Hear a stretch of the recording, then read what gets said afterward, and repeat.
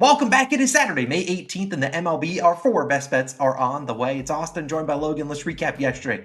Our losing streak continued, a 1-2 day. The only bright spot, Nerfy Nation stays scorching hot. That seems to be the only pick we can hit. Our Nerfies these days. Our parlay of the day flop, thanks to William Contreras. He ended his 9-game hitting streak. And Pirates and Cubs under 4.5 in the first 5. If I told you Paul Skeens is throwing a no-hitter, probably like, all right, we might have a chance.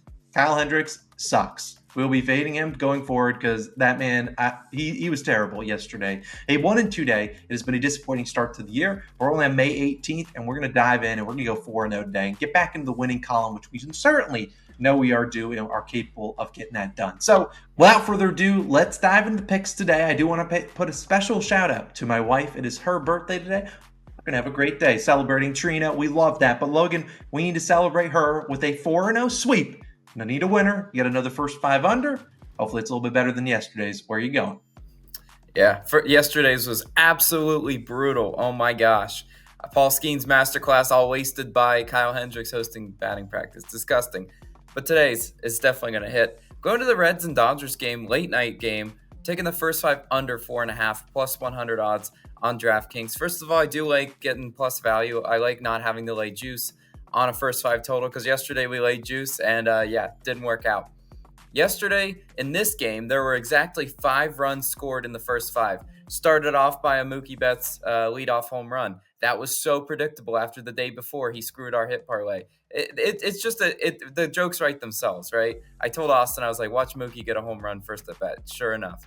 Walker Buehler today starts for the Dodgers, and I do actually like his matchup. Now, his ERA on paper, 7.36 ERA and a 1.77 whip. Sky-high ERA, terrible start of the year for Walker Buehler. But you look at his K-prop, set to 5.5 with minus 160 juice on the over. Now, is this a little bit of a Dodgers tax? It could be, but the books are projecting he gets the swing and miss today, which is something he couldn't do his first 2 starts back from injury. He only had 2 and 4 strikeouts in those first 2 outings. Against a Reds team that is 30th in batting average and 28th in OPS versus righties, I think Walker Buehler has a day today. I think this is one of those classic old Walker Buehler starts where he could go 5-6 innings pitched, 0 earned runs, shut him out. That's definitely a possibility today because there's a reason why the books are projecting the Reds' first 5 team total at only 1.5 at even odds. Minus 115 on the over is what I was seeing when we were recording this morning. I really do think Walker Buehler goes out and has a pretty good performance. 1 or 2 earned runs wouldn't be the death of us, but I still think he stays dialed in and Walker Buehler gets back to his normal self. Now on the other side, we got Graham Ashcraft, 4.12 ERA and a 1.44 whip. Now, fading the Dodgers offense, I know it's scary. That's what the comments will probably say. I can project how you guys feel. Now, if Dodgers minus 1.5 is free as the last game on the slate, well, we've been there. We've done that. We've seen what the late night chase looks like. And in 33 plate appearances, this Dodgers lineup is only hitting 222 with an expected batting average of 217 against Graham Ashcraft. So he's actually done pretty well against these Dodgers hitters, which is very important because Ashcraft has been decent at facing batters first 2 times through the order, which obviously in the first 5 innings, we could get, Mookie, Ohtani, and Freeman. They could get up in the 5th inning if there are some base runners. But let me break down the splits of Ashcraft through the first 3 times through the order. So the first time through the order, he's allowing 275 batting average. Not great for our purposes, but okay, I can work with that. Maybe he allows a few guys to reach and strand them there. Then he allows a 210 batting average second time through the order, which is crucial because that's when maybe the damage could be escalated, right? He gives us 1 or 2 earned runs, and then it's like, oh no, second time through the order, do they pile on? He's been really good there. Now, third time through the order, 356 batting average. I really hope we can already limit the damage innings 1 through 4, hopefully, and come in the 5th inning. Maybe we can afford a Graham Ashcraft 1 or 2 earned runs there. I still do think he pitches really well because you look at this matchup. Ashcraft, 82nd percentile in ground ball percentage, which is huge against the Dodgers lineup that is so good at slugging, and they normally don't ground out. So if he can get these hitters, very talented, Mookie Betts, Freddie Freeman, Ohtani, just roll over on some lazy ground balls, we're actually going to stand a really good chance to cash this bet. You look at Ashcraft too, he has a 4.5 K prop. Actually, it was like 5 this morning, went down a little bit to 4.5. he's actually capable of hitting that, because you look at this Dodgers team, they're 19th in strikeouts at home. Ashcraft every now and then, he's a weird guy because he normally doesn't get a ton of strikeouts, but every now and then he pulls a 6 or 8 strikeout game out of his butt, and he looks pretty serviceable. I could see that today against the Dodgers team that I think is a little overvalued, as they always are. And each of these starting pitchers as a whole, you look at this game, are at buy low spots. I think, no one's running out to back Graham Ashcraft, and definitely people are scared of backing Walker Buehler after what he's done. I think we get a pitcher's duel through 5 innings in this one. Both these two starters should be solid for us today. But Austin, where are you going for your first pick? Yeah, Logan, I'm going back to the scene of the crime. We've lost some money the last 2 days, but when you see a guy on the mound, we back him. And his name's Shota Imanaga of the Cubs, and that's where I'm going. I'm taking the Cubs' first 5 run line, -0.5, -130 on BetMGM. A little bit juicy, but I'll lay the juice here. We trust Shota to get the job done, and I expect the Cubs bats to show up. Obviously, the Cubs bats haven't really been too lively so far through 2 games in this series. Hopefully their bats show up, especially against the lefty Bailey Falter. Now, like I said, the Cubs have obviously lost both games in this series. So while they're not trying to avoid a sweep here, because they do play tomorrow, hopefully they can at least avoid this little 2-game skid. And Shota, we've talked about him before, 5-0 on the year, 0.96 ERA and a 0.94 whip. When we back Shota, the problem is typically the Cubs don't give him any run support. Hopefully that changes today and he gets a little bit of run support. He's been elite. And despite the Pirates having really good numbers over the past few starts against Justin Steele, other lefty, they're really middle of the pack versus lefties in May. I expect Shota, a guy they've never seen, do his job, especially the second time through the order.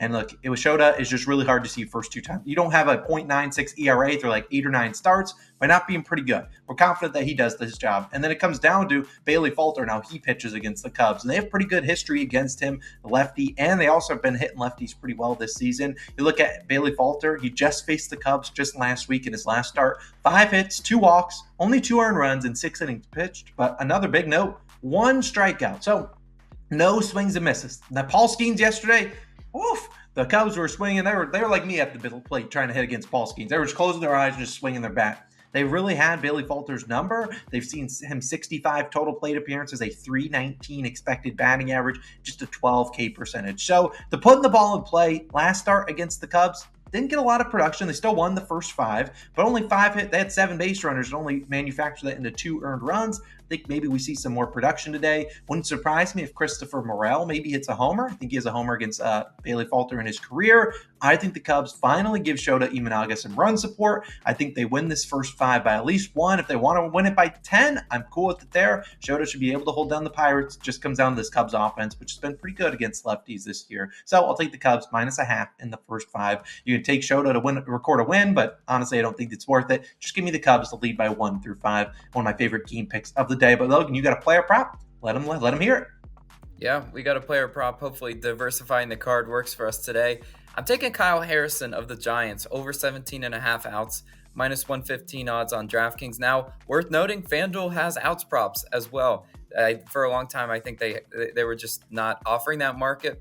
So if you do bet on FanDuel, you should see this line come out maybe later in the day. I don't know if it was out this morning, but last time we backed Kyle Harrison, he struggled to even go 5 innings pitched. It was tough. I mean, Austin came on here. He felt so good about Kyle Harrison, and he got the walks and the hit by pitch piling up. 5 walks in Harrison's last start.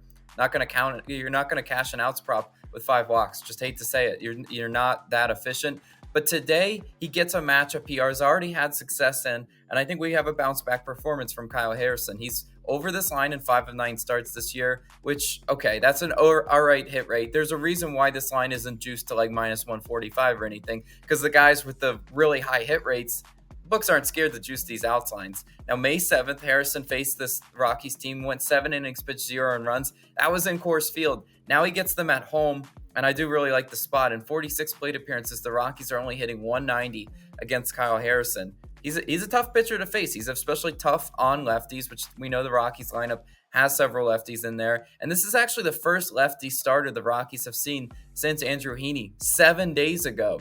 So he's going to get through the order several times. He's going to make these Rocky hitters pretty uncomfortable because Kyle Harrison's a good pitcher. He has the put-away pitches to get strikeouts, which I think he gets a lot of today. And the Rockies are 13th in batting average, 19th in OPS versus lefties. Okay in batting average, but their on-base percentage isn't all that great either.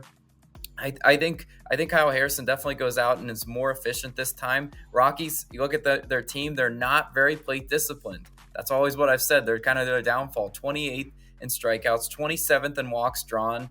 So hopefully, even if Kyle Harrison is missing outside of the zone a little bit, some of these Rockies hitters just won't be able to lay off. And last start for Harrison was the worst case scenario for an outs prop. You just hate to pick an over. You sit there and you just watch it and you're like, oh my gosh, they just cannot find the zone, walk after walk after walk, or hit by pitch.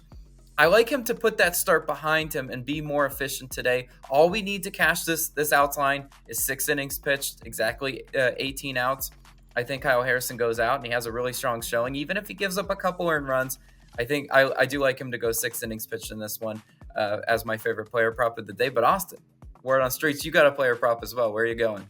Yep, we each got a game pick. We each have our favorite player prop of the day. Let's go 4-0. Our fourth and final pick of the day. Seth Lugo of the Kansas City Royals, under 2.5 earned runs, -130 on Bet365. Now, I personally would play this about -150. I was shocked to see a line at 2.5, unless it was going to be like -180. But typically, I was expecting more of a 1.5, little juiced on the over line. But when we talk about Seth Lugo, he's obviously going to be pitching back at home here for the Royals as they face the Athletics. Now, if you don't have an earned runs line, which I don't think FanDuel currently gives one, I was just going to take the Athletics team total under at 3.5. However, the difference between 3.5 and 2.5 here is really not much. Obviously, one run. However, for a team total, you can't afford errors. I mean, Seth Lugo could come out here and give up 7 unearned runs, and we could still be walking away pretty. And I certainly think when you have a little bit more wiggle room with some unearned runs than you do if you're just taking the under on a team total. Although I don't mind the A's team total either. But like I talked about Shota Imanaga, he's been really good. So has Seth Lugo. He's been great this year. 1.66 ERA and a 0.96 ERA or WHIP. He's allowed actually 2 or fewer earned runs in 8 of his 9 starts here this season. He's been really good, and he's been able to give the Royals some length. And while they don't really need the length today, their bullpen's pretty well rested after only using 2 guys yesterday, and not 2 of their better guys as they led 6-0. His outs prop is still 18.5, and it's not like juiced on the over. He's getting like a Zach Wheeler line where it's like -110 plus 100 on the over. So I think he could go 6, maybe even 7 innings, which honestly, I don't need him to go that far because the longer he's in there, the more recipe for disaster that could happen. But at the end of the day, this Athletics team is just cold. Their bats have not been good. They were really good at home. You saw them putting up 20 runs against the Marlins, but since the start of the road trip on May 10th, not a great hitting team. They're just batting 219 versus right-handed pitchers. Very low walk percentage as well. Just a 77 WRC plus, 21st in baseball. In fact, since the start of their road trip, the last 8 starters, knock on wood, all 8 starters have actually gone under 2 earned runs, with the last 4 allowing 0 earned runs.